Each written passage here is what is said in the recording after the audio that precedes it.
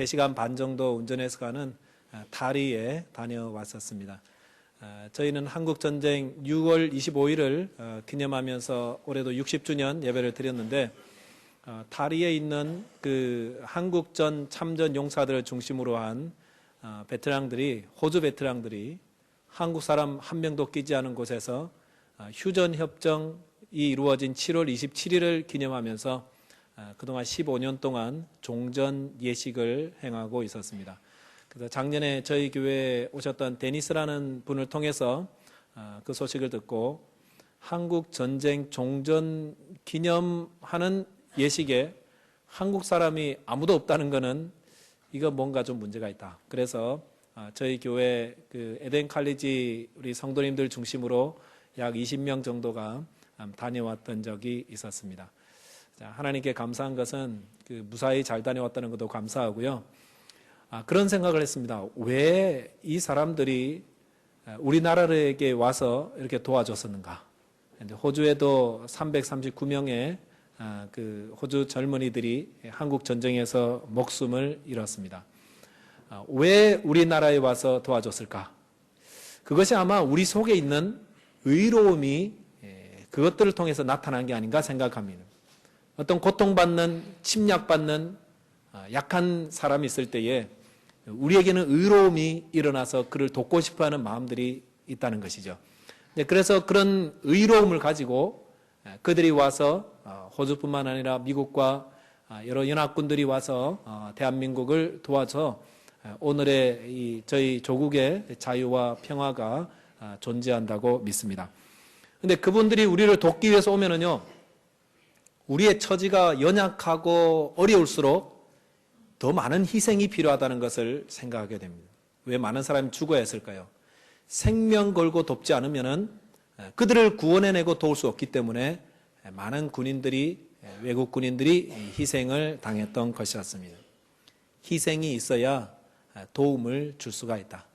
특별히 죽어가고 절망적인 사람들에게는 희생은 필수 불가결한 것이다 라고 말씀드릴 수 있습니다. 우리가 지금 이렇게 앉아 있는 것도요, 여기서 예배 드리는 것도 희생 없이는 이루어질 수가 없는 것이죠. 나는 아무의 희생도 받지 않고 나 스스로 이 자리에 있다고 생각하는 분은 아무도 없을 것입니다. 가까이는 우리 부모님의 희생으로 인해서도 우리가 이 자리에 있는 거 아니겠습니까?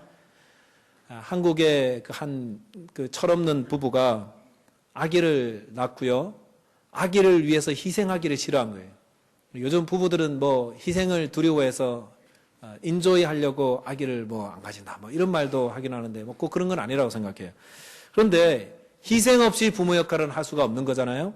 그런데 이 부모들이, 젊은 커플이 철없이 우리 삶을 인조이하고 싶어서 아기를 그냥 방에 놓아두고 밤새 컴퓨터 한다고 PC방 가서 밤을 새고 왔더니 아기가 죽어 있었더라. 이런 그 정말 가슴 아픈 이야기를 들었습니다.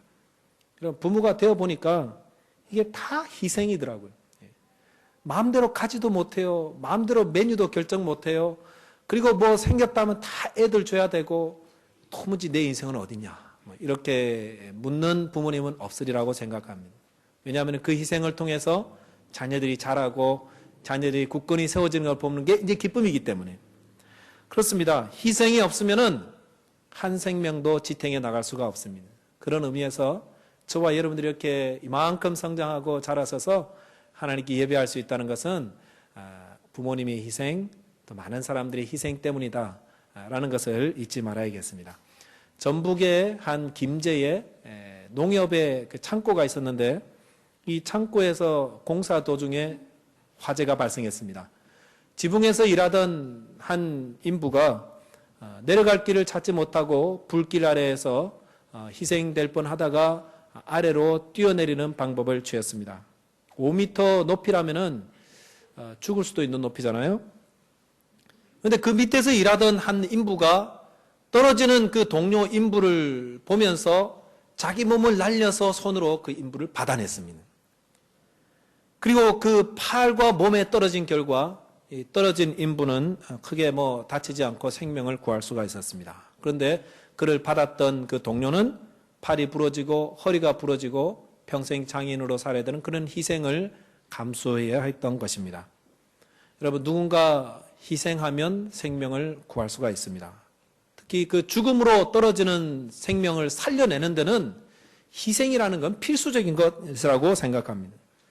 그런데 만약에 불타는 그 농협 창고에서 뛰어내린 사람이 자기를 받은 사람에게 그 왜 쓸데없이 나를 받아가지고 다치고 있냐고, 이렇게 하는 사람은 없었을 겁니다만은, 그렇게 만약 물었다고 가정해 봅시다. 그랬을 때에 나는 어려서부터 높은 데서 잘 뛰어내리고 전방납법, 후방납법, 그다음에 뭐 특공대 출신이라서 이 정도는 문제 없어, 이렇게 만약 할 수도 있다는 거 아니겠어요? 5m 정도면은 해볼 만하지 않겠습니까? 그런데 이게 5m가 아니라 50m면 여러분 어떻겠습니까? 50m에서 뛰어내려가지고 살았다는, 콘크리트 바닥에 떨어졌는데 살았다는 사람 본 적은 없습니다. 있을 수도 있다고 생각하는 분들이 있어서 500m면 어떨까요? 다 죽겠죠. 500m도 살까요? 5000m? 그것까지는 없으리라 생각합니다.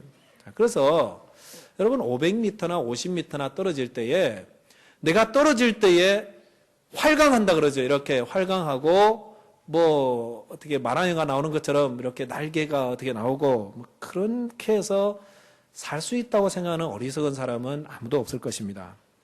자, 내가 아무리 잘 떨어지고, 떨어질 때 기가 막힌 밥으로 착지해가지고 몇 바퀴 쫙 구르고, 그런다고 살 수가 있을까요? 다 죽는 거지 않습니까? 이걸 알아야죠. 이건 죽는 거다. 그럼 내가 사는 방법은 어디 있습니까? 누군가 나를 위해서 몸을 던져서 받아주고 자기가 죽어버리면 나는 사는 거죠. 좀 이기적인 말이지만. 여러분, 복음이 무엇입니까? 인간은 다 떨어지는 존재고 멸망에 부딪혀서 산산조각날 인생이라는 거죠. 그런데 내가 살았는데 보니까 피가 막 고여있고 십자가가 있고 예수님이 나 대신 희생당했다. 이렇게 이제 설명이 된다는 것입니다. 여러분, 저와 여러분들께서 하나님의 자녀가 되고 하나님을 예배하고 영생을 얻고 우리가 죄사함을 얻은 것은, 여러분, 내가 활강을 하고 내가 잘해서가 절대 아닙니다. 오늘 성경에 보면은 유대인의 바리새인들과 서기관들의 의라는 게 나오거든요. 꼭 의라는 말은 없지만은 이들은 어떻게 구원받기를 원했습니까?